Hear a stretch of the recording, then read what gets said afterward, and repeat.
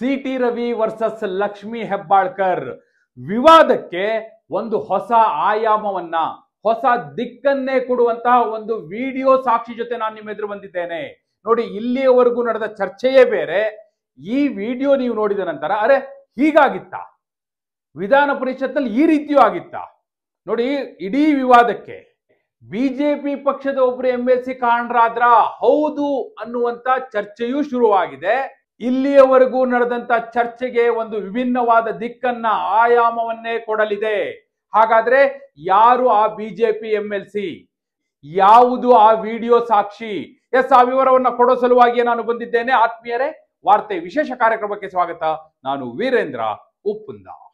ನೋಡಿ, ಬಹುಶಃ ಇಡೀ ರಾಜ್ಯಾದ್ಯಂತ ಕಳೆದ 3-4 ದಿನಗಳಿಂದ ಲಕ್ಷ್ಮಿ ಹೆಬ್ಬಾಳ್ಕರ್ ವರ್ಸಸ್ CT ರವಿ ಆ ವಿವಾದ 10 ಆಯಾಮಗಳಲ್ಲಿ ಚರ್ಚೆ ಆಗಿದೆ. ಆದ್ರೆ ನಾನೀಗ ನಿಮ್ಮೆದುರು ಸಾದರ ಪಡಿಸ್ತಾ ಇರುವಂತದ್ದು ಸಂಪೂರ್ಣ ವಿಭಿನ್ನವಾದ, ಇಡೀ ಚರ್ಚೆಗೆ, ಇಡೀ ವಿವಾದಕ್ಕೆ ಬೇರೆಯದೇ ದಿಕ್ಕನ್ನ ನೀಡುವಂತಹ, ಬೇರೆಯದೇ ಆಯಾಮ ನೀಡುವಂತಹ ವಿಡಿಯೋ ಸಾಕ್ಷಿ.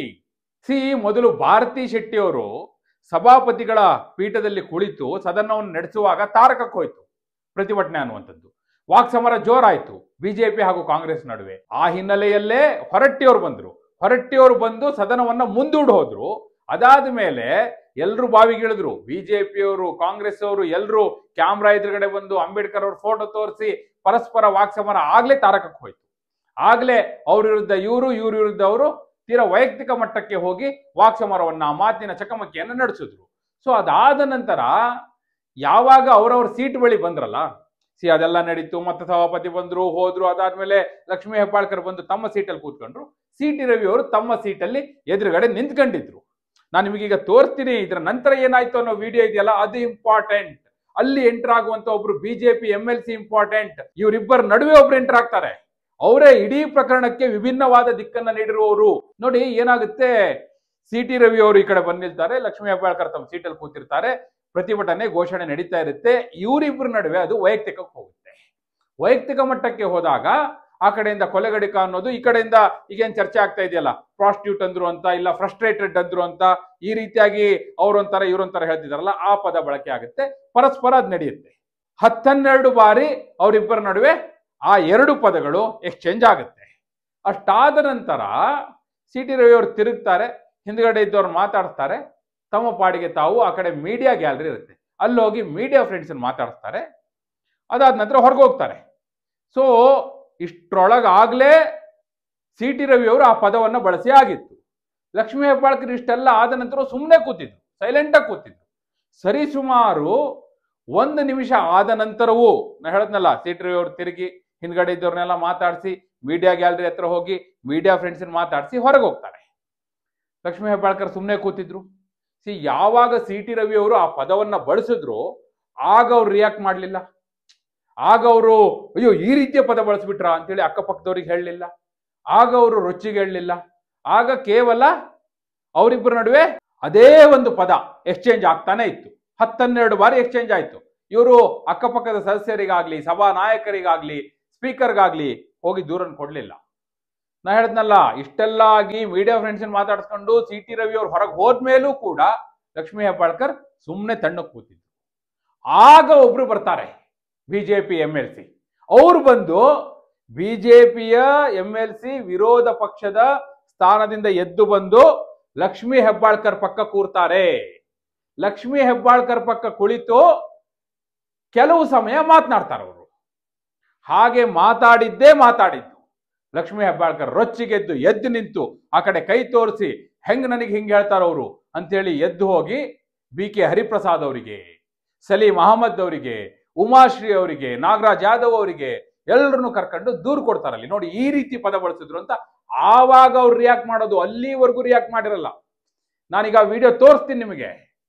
ಅಲ್ಲಿ ಬಂದು ಕುಳಿತಂತಹ ಬಿಜೆಪಿ MLC ಯಾರು, ಅವ್ರು ಏನ್ ಮಾತಾಡಿದ್ರು, ಅಲ್ಲಿಯವರೆಗೂ ತಣ್ಣಗೆ ಕುಳಿತಿದ್ದಂತಹ ಲಕ್ಷ್ಮಿ ಹೆಬ್ಬಾಳ್ಕರ್ ಏಕಾಏಕಿ ರೊಚ್ಚಿಗೆದ್ದು ಇಷ್ಟೆಲ್ಲ ಹೈಡ್ರಾಮಾ ಆಗ್ಲಿಕ್ಕೆ ಅದು ಮೂಲ ಕಾರಣ ಆಗುತ್ತೆ. ಹಾಗಾದ್ರೆ ಅಲ್ಲಿ ನಡೆದಿದ್ದೇನು? ಇಲ್ಲಿದೆ ವಿಡಿಯೋ ಸಾಕ್ಷಿ. ನೋಡಿ, ಈ ಕಡೆ ಬಿಜೆಪಿಯವರೆಲ್ಲ ಪ್ರತಿಭಟಿಸುವಾಗ ಇಲ್ಲಿ ಯತೀಂದ್ರ, ಐವಾನ್ ಡಿಸೋಜ ಎಲ್ಲ ನಗ್ನಾಗ್ತಾ ಮಾತಾಡ್ತಾ ಇದ್ದಾರೆ. ಖುಷಿಯಾಗಿದ್ದರು. ಅಲ್ಲಿ ಯಾವುದೇ ರೀತಿಯ ಸೀರಿಯಸ್ ಸಿಚುಯೇಷನ್ ಅನ್ನುವಂಥ ವಾತಾವರಣ ಇರಲಿಲ್ಲ. ಈ ಕಡೆ ಸಿ ಟಿ ರವಿ ಹಾಗೂ ಲಕ್ಷ್ಮೀ ಹೆಬ್ಬಾಳ್ಕರ್ ಆಗ ಪರಸ್ಪರ ಬೈದಾಡ್ಕೋತಾ ಇದ್ರು. ಆ ಪದಗಳು ಎಕ್ಸ್ಚೇಂಜ್ ಆಗ್ತಾ ಇದ್ದೇ ಈ ಸಂದರ್ಭದಲ್ಲಿ ನೋಡಿ ಲಕ್ಷ್ಮೀ ಹೆಬ್ಬಾಳ್ಕರ್ ಕೈ ಮಾಡ್ತಾ ಇದ್ದಾರೆ. ಇವರೆಲ್ಲ ಹಿಂದ್ಗಡೆ ನಿಂತ್ಕೊಂಡು ನೋಡ್ತಿದ್ದಾರೆ. ಯತೀಂದ್ರ ಹಾಗೂ ಉಳಿದ ಕಾಂಗ್ರೆಸ್ನ ಸದಸ್ಯರು ಅವರೆಲ್ಲ ಖುಷಿಯಾಗಿ ನಗ್ನಗ್ತಾ ಮಾತಾಡ್ತಾ ಇದ್ದಾರೆ. ಇವರಿಬ್ಬರ ನಡುವೆ ಮಾತ್ರ ಎಡಭಾಗದಲ್ಲಿ ಕುಳಿತಿರುವಂಥ ಲಕ್ಷ್ಮೀ ಹೆಬ್ಬಾಳ್ಕರ್, ಬಲಭಾಗದಲ್ಲಿ ಅಂಬೇಡ್ಕರ್ ಫೋಟೋ ಹಿಡಿದು ನಿಂತಿರುವಂಥ ಸಿ ಟಿ ರವಿ, ಇಬ್ಬರ ನಡುವೆ ಆ ವಾಕ್ಸಮರ ನಡೆದ ನಂತರ ಸಿ ಟಿ ರವಿ ತಿರುಗಿ ಹಿಂದೆ ಇರುವಂಥ ಸದಸ್ಯರ ಜೊತೆ ಮಾತನಾಡ್ತಾರೆ. ಲಕ್ಷ್ಮೀ ಹೆಬ್ಬಾಳ್ಕರ್ ತಮ್ಮ ಪಾಡಿಗೆ ತಾವು ತಣ್ಣಗೆ ಕುಳಿತಿದ್ದಾರೆ. ಅಲ್ಲಿಂದ ಮುಂದೆ ಬರ್ತಾರೆ ಸಿ ಟಿ ರವಿ. ಅಲ್ಲಿ ಭಾರತಿ ಶೆಟ್ಟಿ ಹತ್ರ ಮಾತನಾಡ್ತಾರೆ. ಭಾರತಿ ಶೆಟ್ಟಿ ಅವರ ಜೊತೆ ಮಾತನಾಡಿದ ನಂತರ ನೋಡಿ ಈ ಹೊತ್ತಲ್ಲೂ ಕೂಡ ಈ ಕಡೆ ಲಕ್ಷ್ಮೀ ಹೆಬ್ಬಾಳ್ಕರ್ ತಣ್ಣು ಕೂತ್ಕೊಂಡಿದ್ದಾರೆ. ಮತ್ತೆ ಸಿ ಟಿ ರವಿ ತಮ್ಮ ಸೀಟ್ ಹತ್ರ ಬರ್ತಾರೆ. ಕೈಯಲ್ಲಿರುವಂತಹ ಅಂಬೇಡ್ಕರ್ ಅವರ ಫೋಟೋವನ್ನು ಟೇಬಲ್ ಮೇಲೆ ಇಡ್ತಾರೆ. ಇಟ್ಬಿಟ್ಟು ಅವರು ಆ ಕಡೆ ಹೋಗ್ತಾ ಇರ್ತಾರೆ. ನೋಡಿ ಈ ಕಡೆ BJP MLC YM ಸತೀಶ್ ಅವರು ಎದ್ದು ಬಂದರು. ಈಗ ಎದ್ದು ಬಂದರು. ಸಿ ಟಿ ರವಿ ಅಲ್ಲೇ ಇದ್ದಾರೆ.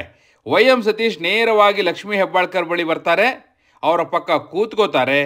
ಕುಳಿತು ಅವ್ರ ಜೊತೆ ಮಾತುಕತೆ ಆಡ್ತಾರೆ. ಈ ಸಂದರ್ಭದಲ್ಲಿ ಈ ಕಡೆ ಸಿ ಟಿ ರವಿ ಹೊರಗೆ ಹೋಗ್ತಾ ಇದ್ದಾರೆ. ಇವರಿಬ್ಬರ ನಡುವೆ ನಿಗೂಢವಾದ ಮಾತುಕತೆ ನಡೀತಾ ಇದೆ. ಅವರಿಬ್ಬರು ಏನು ಮಾತಾಡ್ತಾ ಇದ್ದಾರೆ ಯಾರಿಗೂ ಗೊತ್ತಿಲ್ಲ. ಸ್ವತಃ YM ಸತೀಶ್ ಅವರೇ ಲಕ್ಷ್ಮೀ ಹೆಬ್ಬಾಳ್ಕರ್ ಕಡೆ ಭಾಗಿ ಮಾತನಾಡ್ತಾ ಇದ್ದಾರೆ. ಏನೋ ಹೇಳ್ತಾ ಇದ್ದಾರೆ ಅವರು. ಕೆಲವು ಸೆಕೆಂಡುಗಳ ಕಾಲ ಈ ಮಾತುಕತೆ ಮುಂದುವರೆದಿದೆ. ಸಿ ಟಿ ರವಿ ಸೀದಾ ಮೀಡಿಯಾ ಫ್ರೆಂಡ್ಸ್ ಹತ್ರ ಹೋಗಿದ್ದಾರೆ. ಆ ಕಡೆ ನೋಡಿ ಅವರು ಮೀಡಿಯಾ ಫ್ರೆಂಡ್ಸ್ ಹತ್ರ ನಿಂತ್ಕೊಂಡು ಮಾತನಾಡ್ತಾ ಇದ್ದಾರೆ. ಈ ಕಡೆ ಇವರಿಬ್ಬರು ಕೂಡ ಮಾತನಾಡ್ತಾ ಇದ್ದವರು. ಇದ್ದಕ್ಕಿದ್ದ ಹಾಗೆ ಲಕ್ಷ್ಮೀ ಹೆಬ್ಬಾಳ್ಕರ್ ಅವರ ಮಾತನ್ನು ಕೇಳಿದ ನಂತರ ಎದ್ದು ನಿಲ್ತಾರೆ. ರೊಚ್ಚಿಗೆಳ್ತಾರೆ.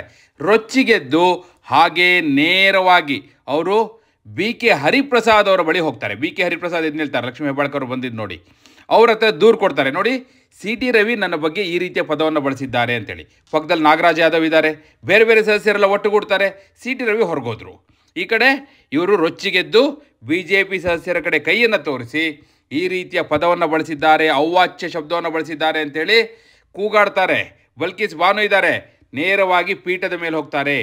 ಪೀಠದ ಬಲಭಾಗಕ್ಕೆ ಬಂದು ನಾಗರಾಜ್ ಯಾದವ್ ಅವರು ಮೀಡಿಯಾದವರಿಗೆ ಹೇಳ್ತಾರೆ, ನೋಡಿ ಈ ರೀತಿಯ ಅವ್ವಾಚ್ಯ ಶಬ್ದವನ್ನು ಒಬ್ಬಳು ಮಹಿಳೆಗೆ ಬಳಸಿದ್ದಾರೆ ಅಂತ ಹೇಳಿ.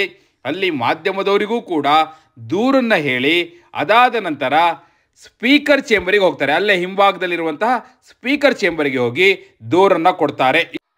ಇದೇ ಮೂಲ ಕಾರಣ ಅಲ್ಲಿವರೆಗೂ ತಣ್ಣು ಕೂತಿದ್ರು ಅವರು. ಸಿ ಟಿ ರವಿ ಅವರು ತಿರುಗಿ ನೋಡಿ ಮೀಡಿಯಾ ಹತ್ರ ಹೋಗಿ ಅಲ್ಲಿಂದ ಹೊರಗೋಗೋವರೆಗೂ ಯಾವುದೇ ರಿಯಾಕ್ಷನ್ ಇಲ್ಲ ಲಕ್ಷ್ಮೀ ಹೆಬ್ಬಾಳ್ಕರ್ ಅವ್ರದ್ದು. ಆದ್ರೆ ಯಾವಾಗ YM ಸತೀಶ್ ಅವರು ಬಂದು ಕೂತ್ಕೊಂಡ್ರು, ಕೆಲವು ಹೊತ್ತು ಮಾತನಾಡಿದ್ರು, ಇದ್ದಕ್ಕಿದ್ದ ಹಾಗೆ ರೊಚ್ಚಿಗೆದ್ದ ಲಕ್ಷ್ಮೀ ಹೆಬ್ಬಾಳ್ಕರ್ ಅದಾದ ನಂತರ ಎಲ್ಲರ ಹತ್ರ ಹೋಗಿ ಕಂಪ್ಲೇಂಟ್ ಕೊಡ್ತಾರೆ. ಅದನ್ನ ದೊಡ್ಡ ಇಶ್ಯೂ ಮಾಡ್ತಾರೆ. ಅಲ್ಲಿಯವರೆಗೂ ಅವ್ರು ಮಾತಾಡಿರಲ್ಲ. ಹಾಗಾದ್ರೆ YM ಸತೀಶ್ ಅವರು ಲಕ್ಷ್ಮೀ ಹೆಬ್ಬಾಳ್ಕರ್ ಬಳಿ ಏನ್ ಮಾತಾಡಿದ್ರು? ನೇರವಾಗಿ YM ಸತೀಶ್ ಅವರಿಗೆ ನಾನು ಫೋನ್ ಮಾಡಿದೆ. ಏನ್ ಸ್ವಾಮಿ ಏನಿದು ನೀವು ಮಾತನಾಡಿದ್ದು ಅಂತ ಕೇಳುವ ಸಲುವಾಗಿ ಅವ್ರಿಗೆ ಫೋನ್ ಮಾಡಿದೆ. ಸತತವಾಗಿ ಕಾಲ್ ಮಾಡಿದೆ. ಆದ್ರೆ ಅವರು ಯಾವುದೇ ರೆಸ್ಪಾನ್ಸ್ ಕೊಡಲಿಲ್ಲ. ಅವರು ಫೋನ್ನೇ ಪಿಕ್ ಮಾಡಲಿಲ್ಲ. ಆದರೆ ಈಗ ಮೂಲಗಳಿಂದ ಬರ್ತಾ ಇರುವಂತಹ ಮಾಹಿತಿಯ ಪ್ರಕಾರ YM ಸತೀಶ್ ಅವರು ಲಕ್ಷ್ಮೀ ಹೆಬ್ಬಾಳ್ಕರ್ ಬಳಿ ಹೋದಾಗ ಅಲ್ಲಿ ಕ್ಷಮೆಯನ್ನ ಕೇಳಿರುವಂತ ಸಾಧ್ಯತೆ ಇದೆ. ಹಾಗೆ ಕ್ಷಮೆ ಕೇಳಿದ ಕೂಡಲೇ ಲಕ್ಷ್ಮೀ ಹೆಬ್ಬಾಳ್ಕರ್ ಅವರಿಗೆ ರಿಯಲೈಸ್ ಆಯ್ತು, ಅರೆ ಹೌದಲ್ಲ ಇಂಥ ಕೆಟ್ಟ ಪದವನ್ನು ಬಳಸಿದಾರಲ್ವ ಅವರು ಅಂತ ಹೇಳಿ ಜ್ಞಾನೋದಯ ಆದವರಂತೆ ಎದ್ದು ಹೋಗಿ ಅಲ್ಲಿ ಅದನ್ನ ದೊಡ್ಡ ಇಶ್ಯೂ ಮಾಡಿದ್ರು ಅನ್ನುವಂಥದ್ದು ಒಂದು ಮೂಲದಿಂದ ಕೇಳಿ ಬರ್ತಾ ಇರುವಂತ ಮಾಹಿತಿ. ಇದನ್ನೇ ಮಾತನಾಡಿದ್ರೆ YM ಸತೀಶ್ ಅವರು ಅವರೇ ಸ್ವತಃ ಇದನ್ನು ಸ್ಪಷ್ಟನೆ ಕೊಡಬೇಕು. ಮತ್ತೆ ಅಲ್ಲಿ ಏನ್ ನಡೀತು? ಇಷ್ಟೆಲ್ಲ ಆಗ್ಲಿಕ್ಕೆ BJP MLC ಒಬ್ರು ಕಾರಣರಾದ್ರ BJP ಒಂದು ಆಂತರಿಕವಾಗಿ ತನಿಖೆಯನ್ನ ಮಾಡ್ಬೇಕಾಗುತ್ತೆ. ಇಲ್ಲ ಇದೀಗ ಸ್ಟೇಟ್ ಇಶ್ಯೂ ಆಗಿದೆ ಅನ್ನೋದಾದ್ರೆ ಈಗ ನ್ಯಾಯಾಂಗ ತನಿಖೆ ಕೇಳ್ತಿದಾರಲ್ಲ, ಆ ನ್ಯಾಯಾಂಗ ತನಿಖೆ ವ್ಯಾಪ್ತಿಗೆ ಇದು ಸೇರ್ಪಡೆ ಆಗ್ಬೇಕಾಗುತ್ತೆ. ಏನಾಗಿದೆ ಹಾಗಾದ್ರೆ? ಏನ್ ಮಾಡಿದ್ರು ಅಲ್ಲಿ? ಏನ್ ಮಾತುಕತೆ ಆಯ್ತು? ಬಹಳಷ್ಟು ಪ್ರಶ್ನೆಗಳಿದೆ. ಇದಕ್ಕೆ ಅವರೇ ಉತ್ತರ ಕೊಡಬೇಕು. ಒಂದು ಲಕ್ಷ್ಮೀ ಹೆಬ್ಬಾಳ್ಕರ್ ಅವರು ಉತ್ತರ ಕೊಡಬೇಕು, ಮತ್ತೊಂದು YM ಸತೀಶ್ ಅವರು ಉತ್ತರ ಕೊಡಬೇಕು. YM ಸತೀಶ್ ಅವರು ಸ್ವತಃ ತಾವಾಗಿ ಹೋಗಿ ಮಾತನಾಡಿದ್ರಿಂದ ಅವರು ಇಲ್ಲಿ ಉತ್ತರದಾಯಿಗಳಾಗಿ ಮೇಲ್ನೋಟಕ್ಕೆ ಕಾಣಿಸ್ತಾರೆ. ನಿಮ್ಮ ಪ್ರಕಾರ YM ಸತೀಶ್ ಅವರೇನು ಕೆಲವು ಹೊತ್ತು ಮಾತನಾಡಿದ್ರು ಅದೇ ಇಷ್ಟೆಲ್ಲ ಆಗ್ಲಿಕ್ಕೆ ಮೂಲ ಕಾರಣ ಆಗಿರ್ಬೋದು. ಯಾಕಂದ್ರೆ ಅಲ್ಲಿಯವರೆಗೂ ತಣ್ಣು ಕೂತ್ಕೊಂಡಿದ್ರು. ಲಕ್ಷ್ಮೀ ಹೆಬ್ಬಾಳ್ಕರ್ ಎಲ್ಲೂ ರಿಯಾಕ್ಟ್ ಮಾಡಿರಲಿಲ್ಲ, ಅದನ್ನ ದೊಡ್ಡ ಇಶ್ಯೂ ಮಾಡ್ಕೊಂಡಿರಲಿಲ್ಲ, ಆ ರೀತಿ ರಿಯಾಕ್ಟ್ ಮಾಡಿರಲಿಲ್ಲ. ಆದ್ರೆ ಏಕಾಏಕಿ ಇವರು ಬಂದು ಕುಳಿತ ನಂತರ ಆ ರೀತಿ ಅವ್ರು ರೆಸ್ಪಾಂಡ್ ಮಾಡ್ಲಿಕ್ಕೆ ಅದೇ ಮೂಲ ಕಾರಣ ಆಯ್ತಾ?